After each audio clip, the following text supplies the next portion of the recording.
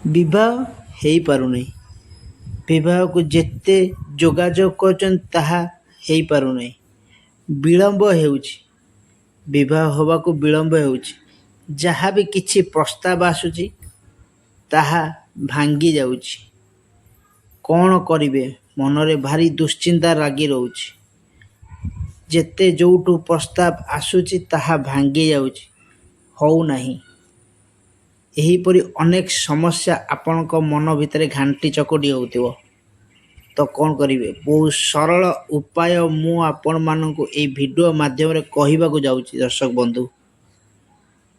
ଏହି ଉପାୟ କରନ୍ତୁ, ଦେଖିବେ ଆପଣଙ୍କର ବହୁତ ଜଲ୍ଦି ବିବାହ ହେଇଯିବ। ବିବାହ ପ୍ରସ୍ତାବ ଆସିବାକୁ ମଧ୍ୟ ଲାଗିବ। ଆପଣଙ୍କ ଜଲ୍ଦି ବିବାହ ହେଇଯିବ। ସେହି ସରଳ ଉପାୟଟି କ'ଣ? ଏହାର ଉତ୍ତର ଜାଣିବା ଆଗରୁ ଆପଣ ଯଦି ଆମ ଚ୍ୟାନେଲକୁ ନୂଆ କରି ଆସୁଛନ୍ତି, ଚ୍ୟାନେଲକୁ ସବସ୍କ୍ରାଇବ୍ କରି ଭିଡ଼ିଓଟିକୁ ଲାଇକ୍ କରି କମେଣ୍ଟରେ ଜୟ ଶ୍ରୀରାମ ଲେଖିବାକୁ ଭୁଲନ୍ତୁ ନାହିଁ। ତ ଚାଲନ୍ତୁ ଜାଣିବା କ'ଣ କଲେ ଜଲ୍ଦି ବିବାହ ହେଇଯିବ। ପ୍ରତ୍ୟେକ ମଙ୍ଗଳବାର ଦିନ ହନୁମାନ ମନ୍ଦିରକୁ ଯାଆନ୍ତୁ। ହନୁମାନ ମନ୍ଦିରକୁ ଯାଇ ଆପଣ ମନରେ ମନ କଥା କହି ହନୁମାନଙ୍କୁ ସିନ୍ଦୁର ଅର୍ପଣ କରନ୍ତୁ। ଦୀପଟେ ଜାଳନ୍ତୁ। ମନ କଥା କହି ପତାକାଟେ ଚଢ଼ାନ୍ତୁ। ଏହିପରି ଆପଣ 11 ଥର ମଙ୍ଗଳବାର କରନ୍ତୁ। ଦେଖିବେ ଆପଣଙ୍କର ଆସ୍ତେ ଆସ୍ତେ ସମସ୍ୟା ଦୂର ହେବାକୁ ମଧ୍ୟ ଲାଗିବ। ଯେତେବେଳେ ଆପଣ ହନୁମାନ ମନ୍ଦିରକୁ ଯିବେ, ସେଠି ହନୁମାନ ସିନ୍ଦୁରକୁ ଅର୍ପଣ କରିବେ।